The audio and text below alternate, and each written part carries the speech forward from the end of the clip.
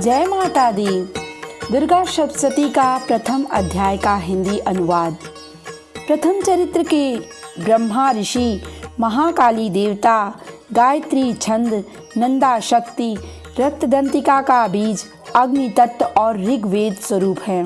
श्री महाकाली देवता की प्रसन्नता के लिए प्रथम चरित्र के जप में इनका विनियोग किया जाता है। भगवान विष्णु के सो जाने पर मधुकैटभ को मारने के लिए कमल जन्मा ब्रह्मा जी ने जिनका स्तवन किया था, उन महाकाली देवी का मैं सेवन करता हूँ।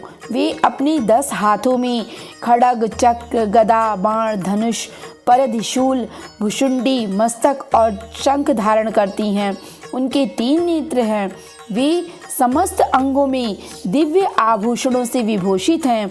उनके शरीर की कांति नीलमणि के समान है तथा वे 10 मुख 10 पैरों से युक्त हैं।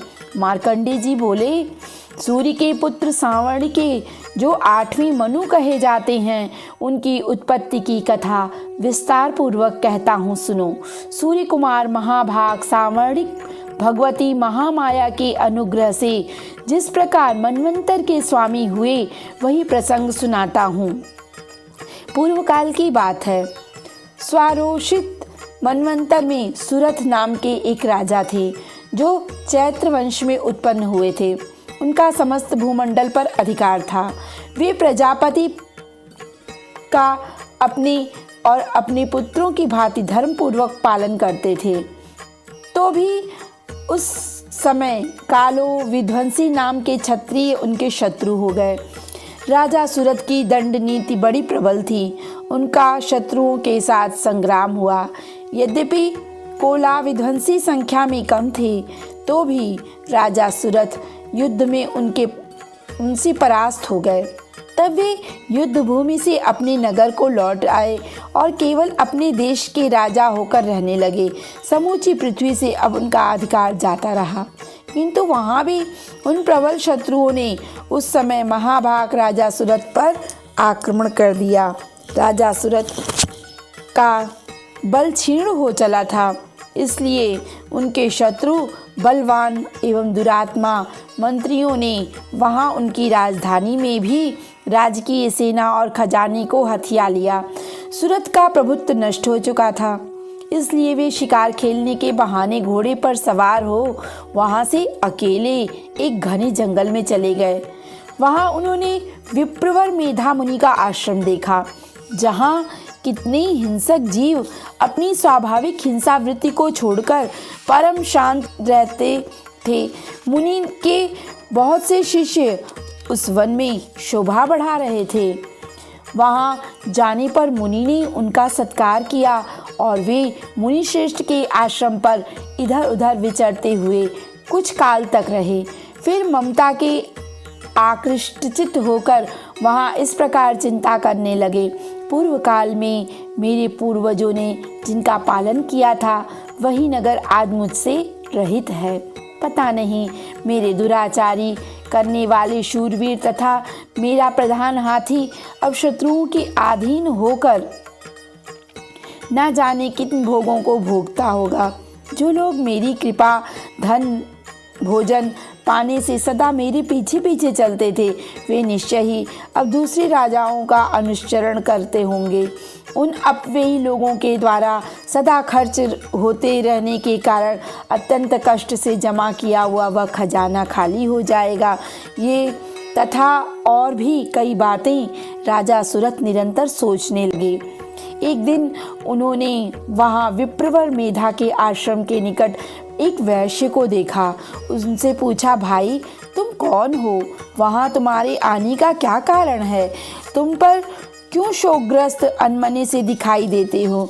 राजा सुरथ का प्रेम पूर्वक कहा हुआ यह वचन सुनकर वैश्य विनीत भाव से प्रणाम करके कहा। वैश्य बोला, राजन, मैं धनियों के कुल में उत्पन्न एक वैश्य हूँ। मेरा नाम सामिद है। मेरे दुष्ट पुत्रों ने, स्त्री ने धन के लोभ से मुझे घर से बाहर निकाल दिया। मैं इस समय धन, स्त्री, पुत्रों से वंचित हो मेरे विश्वसनीय बंधुओं मेरा ही धन लेकर मुझे दूर कर दिया। इसलिए दुखी होकर मेरे पुत्रों को स्त्री और स्वजनों की कुशलता है या नहीं, इस समय घर में वे कुशल से रहते हैं अथवा कोई कष्ट है, वे मेरे पुत्र कैसे हैं, क्या वे सदाचारी हैं या दुराचारी हो गए। राजा ने पूछा, जिन लोभी स्त्री पुत्र आदि ने धन के कारण तुम्हें घर से निकाल दिया, उनके प्रति तुम्हारे चित्त में इतना स्नेह का बंधन क्यों है। वैश्य बोला, आप मेरे विषय में जैसी बात करते हैं वह सब ठीक है, किंतु मैं क्या करूं, मेरा मन निष्ठुरता नहीं धारण करता। जिन्होंने धन के लोभ में पड़कर पिता के प्रति स्नेह, पति के प्रति प्रेम तथा आत्मीय जन के प्रति अनुराग को तिलांजलि दे मुझे घर से निकाल दिया, उन्हीं के प्रति मेरे हृदय में इतना स्नेह है। महामते, गुणहीन बंधुओं के प्रति भी जो मेरा चित्त इस प्रकार प्रेमग्न हो रहा है, क्या यह है? इस बात को मैं जानकर भी नहीं जान सकता, जिसके लिए मैं लंबी सांसें ले रहा हूँ और मेरा हृदय अत्यंत दुखी हो रहा है। उन लोगों में प्रेम का सर्वथा अभाव है, तो भी उनके प्रति मेरा मन निष्ठुर नहीं हो पाता। इसके लिए क्या करूँ? मार्कंडेय जी ने कहा, ब्राह्मण तदंतर राजाओं में श्रेष्ठ सुरत और वह सामिद नामक वैश्य दोनों साथ साथ मेधा मुनि की सेवा में उपस्थित हुए। उनके साथ यथा योग्य न्यायकुल विनय पूर्वक बर्ताव करके बैठे। तत्पश्चात वैश्य और राजा ने कुछ वार्तालाप आरंभ किया। राजा ने कहा, भगवान, मैं आपसे एक बात पूछना चाहता हूँ, उसे बताइए। मेरा चित्त अपने अधीन न होने का कारण वह बात मेरे मन को बहुत दुख देती है। जो राज्य मेरे हाथ से चला गया, उसमें और उसके संपूर्ण अंगों में मेरी ममता बनी हुई है। मुनि श्रेष्ठ यह जानते हुए भी अब वह मेरा नहीं है। अज्ञानी की भांति मुझे उसके लिए दुख होता है। यह क्या है?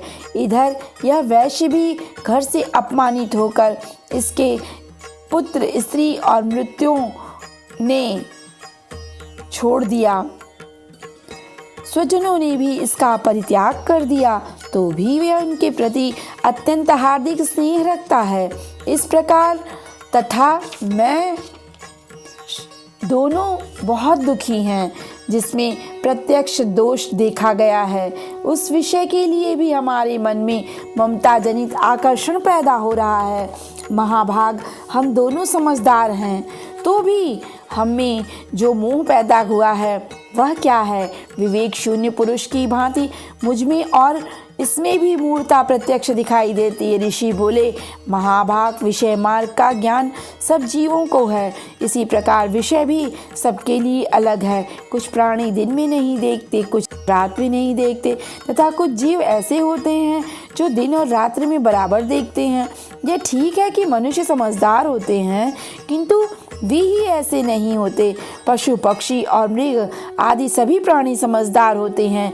मनुष्यों को समझ भी वैसी ही होती है जैसे उन मृग पक्षियों की होती है, तथा जैसी मनुष्यों की होती है वैसी ही उन मृग पक्षियों की भी होती है, तथा अन्य बातें भी प्रातः दोनों में समान ही है।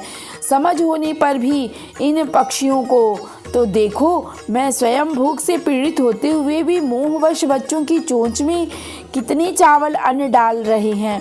नरश्रेष्ठ, क्या तुम नहीं देखते कि ये मनुष्य समझदार होते हुए भी लोभवश अपने किए हुए उपकार का बदला पाने के लिए पुत्रों की अभिलाषा करते हैं? तद्यपि उन सब में समझ की कमी है, तथापि वे संसार की स्थिति, जन्म मरण की परंपरा बनाए रखने वाले भगवती महामाया के प्रभाव द्वारा ममता भंवर से मोह युक्त के गहरे पर्त में घिरे हुए हैं। इसलिए इसमें आश्चर्य नहीं करना चाहिए। जगदीश्वर भगवान विष्णु की भगवती योग निद्रा, जो भगवती महामाया है, उन्हीं से यह जगत मोहित हो रहा है। वे भगवती महादेवी ज्ञानियों के भी चित्त को बलपूर्वक खींचकर मोह में डाल देती हैं। वे ही इस संपूर्ण चराचर जगत की सृष्टि करती हैं, तथा वे प्रसन्न होने पर मनुष्यों को मुक्ति के लिए वरदान देती हैं। वे ही पराविद्या, संसार बंधन और मोक्ष की हेतुभूता सनातनी देवी तथा संपूर्ण ईश्वरों की भी अधीश्वरी हैं। राजा ने पूछा, भगवान, जिन्हें आप महामाया कहते हैं, वे देवी कौन हैं? भगवान ब्राह्मण, उनका आविर्भाव कैसे हुआ तथा उनके चरित्र कौन कौन हैं? ब्रह्मवेताओं में श्रेष्ठ महर्षि उन देवी का जैसा प्रभाव हो, जैसा स्वरूप हो, जिस प्रकार प्रादुर्भाव हुआ है, वो सब मैं आपके मुख से सुनना चाहता हूँ। ऋषि बोले, राजन, वास्तव में वे देवी नित्य स्वरूपा ही हैं। संपूर्ण जगत उन्हीं का स्वरूप है। उन्होंने समस्त विश्व को व्याप्त कर रखा है। तथापि उनका प्राकट्य अनेक प्रकार से होता है। वह मुझसे सुनो। यद्यपि वे नित्य और अजन्मा है, तथापि वह देवताओं का कार्य सिद्ध करने के लिए प्रकट हुई हैं। यह समय लोकों में उपस्थित उत्पन्न कहलाती हैं। कल्प के अंत में जब संपूर्ण जगत एकारण में निमग्न हो जाता रहा, उनके प्रभु भगवान विष्णु शेषनाग को शैया बिछाकर योग निद्रा का आश्रय ले सो रहे थे। उस समय उनके कानों में के मैल से दो भयंकर असुर उत्पन्न हुए, मधु और कैटव नाम से विख्यात हुए। वे दोनों ब्रह्मा जी का वध करने को तैयार हो गए। भगवान विष्णु के नाभि कमल में विराजमान प्रजापति ब्रह्मा जी ने जब उन दोनों भयानक असुरों को पास आया और भगवान को सोया हुआ देखा, तब एकाग्रचित होकर उन्होंने भगवान विष्णु को जगाने के लिए उनके नेत्रों में निवास करने वाली योग निद्रा का स्तवन आरंभ किया, जो इस विश्व की अधीश्वरी, जगत को धारण करने वाली, संसार का पालन और संहार करने वाली तथा तेज स्वरूप भगवान विष्णु की अनुपम शक्ति हैं। उन्हीं भगवती निद्रा देवी को ब्रह्मा भगवान स्तुति करने लगे।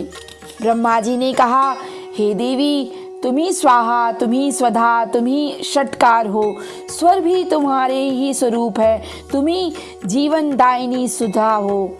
नित्य अक्षर प्रणव में आकर उकार मकार इन तीनों मात्राओं के रूप में तुम्ही स्थित हो। इन तीन मात्राओं के अतिरिक्त जो बिंदु रूप नित्य अर्धमात्रा है, जिसका विशेष रूप से उच्चारण नहीं किया जा सकता, वह भी तुम ही हो। देवी, तुम ही संध्या सावित्री परम जननी हो। देवी, तुम ही इस विश्व ब्रह्मांड को धारण करती हो। तुमसे ही इस जगत की सृष्टि होती है, तुम्ही से इसका पालन होता है तथा तुम ही कल्प के अंत में सबको अपना ग्रास बना लेती हो। जगतमयी देवी, इस भगवान की उत्पत्ति के समय तुम सृष्टि रूप में, पालन काल में स्थिर रूप में तथा कल्पांत के समय संहार रूप धारण करती हो। तुम्हारी महाविद्या, महामाया, महामेधा, महासरस्वती, महामोह स्वरूपा, माहेश्वरी और महासुरी हो। तुम्ही तीनों लोगों को उत्पन्न करने वाली सबकी प्रकृति हो। भयंकर कालरात्रि, महारात्रि, मोहरात्रि भी तुम्ही हो। तुम्ही श्री, तुम्ही ईश्वरी तुम्ही हो और तुम्ही बोध स्वरूपा बुद्धि हो। लज्जा, पुष्टि, तुष्टि, शांति, क्षमा भी तुम्ही हो। तुम खड्गधारी, शूलपाणी, घोर रूपा तथा गदा, चक्र, शंख और धनुष धारण करने वाली हो। बाण, भुषुंडी और परिध ये भी तुम्हारे अस्त्र हैं। तुम सौम्यतर हो। इतना ही नहीं, जितने भी सौम्य और सुंदर पदार्थ हैं, उन सब की अपेक्षा तुम अत्यधिक सुंदर हो। पर और अपर, सबसे परे रहने वाली परमेश्वरी तुम ही हो। सर्वेश्वरी देवी, तुम ही सत्य रूप में जो कुछ वस्तुएं और उन सब की शक्ति हो, वह तुम ही हो। ऐसी अवस्था में तुम्हारी स्तुति क्या हो सकती है? जो इस जगत की सृष्टि, पालन, संहार करते हैं, उन भगवान को भी तुमने निद्रा के अधीन कर दिया, तब तुम्हारी स्तुति करने में यहाँ कौन समर्थ हो सकता है?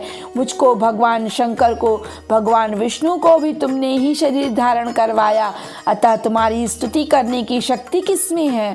देवी, तुम तो अपने इस उदार प्रभाव से ही प्रशंसित हो। ये दोनों राक्षस असुर मधु और कैटभ हैं, इनको मोह में डाल दो और जगदीश्वर भगवान विष्णु को शीघ्र ही जगा दो। साथ ही इनके भीतर दोनों महान असुरों को मार डालने की बुद्धि उत्पन्न कर दो। ऋषि कहते हैं, राजन, जब ब्रह्मा जी ने यहाँ मधु और कैटभ को मारने के उद्देश्य से भगवान विष्णु को जगाने के लिए तमोगुण की अधिष्ठात्री देवी योग निद्रा की इस प्रकार स्तुति की, तब वे भगवान के नेत्र, मुख, नासिका, वायु, हृदय, वक्षस्थल से निकलकर अव्यक्त जन्मा ब्रह्मा जी की दृष्टि के समक्ष खड़ी हो गई। योग निद्रा से मुक्त होने पर भगवान जनार्दन उस एकावर्ण के जल में शेषनाग की शैया से जाग उठे। फिर उन्होंने उन दोनों असुरों को देखा। वे दुरात्मा मधु और कैटभ अत्यंत बलवान और पराक्रमी थे। क्रोध से आंखें लाल किए ब्रह्मा जी को खा जाने के लिए उद्योग कर रहे थे। तब भगवान श्री हरि ने उठकर उन दोनों के साथ 5000 वर्षों तक केवल बाह्य युद्ध किया। वे दोनों ही अत्यंत बल के कारण उन्मत्त हो गए। इधर महामाया ने भी उन्हें मोह में डाल रखा था, इसलिए वे भगवान विष्णु से कहने लगे, हम तुम्हारी वीरता से संतुष्ट हैं, तुम हम लोगों से कोई वर मांगो। भगवान बोले, यदि तुम दोनों मुझ पर प्रसन्न हो तो अब मेरे हाथों मारे जाओ। बस इतना सा वर मैंने मांगा है, यहाँ दूसरी वर किसी की आवश्यकता से क्या लेना। ऋषि कहते हैं, इस प्रकार धोखे में आ जाने पर जब उन्होंने संपूर्ण जगत में जल ही जल देखा, तब कमल नयन भगवान से कहा, जहाँ पृथ्वी जल में डूबी हुई ना हो, जहाँ सूखा स्थान ना हो, वहीं हमारा वध करो। ऋषि कहते हैं, तब तथास्थ कहकर शंख, चक्र, गदा धारण करने वाले भगवान उन दोनों के मस्तक अपनी जांघ पर रखकर चक्र से काट डाले। इस प्रकार ये देवी महामाया ब्रह्मा जी की स्तुति करने पर स्वयं प्रकट हुई। अब पुनः तुमसे उनके प्रभाव का वर्णन करता हूँ, सुनो। बोलो देवी भगवती दुर्गा की जय।